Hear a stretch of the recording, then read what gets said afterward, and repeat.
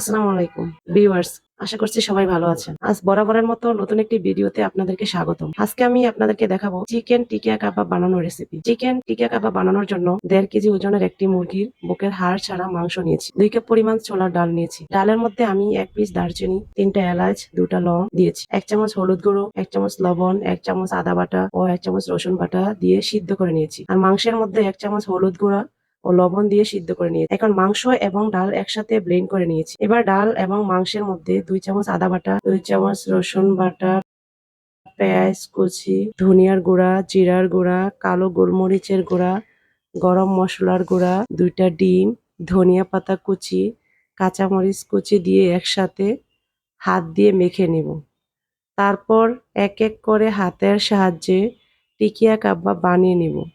সবগুলো টিকিয়া বানানো হলে চুলায় একটি ফ্রাই প্যান বসিয়ে তেল দিয়ে দিব। তেল গরম হলে টিকিয়াগুলো ভেজে নিব। এরপর আমি এগুলো সুন্দর ভাজা হলে এগুলো আমি সুন্দর করে পরিবেশন করব। তৈরি হয়ে গেল মজাদার চিকেন টিকিয়া কাবাব।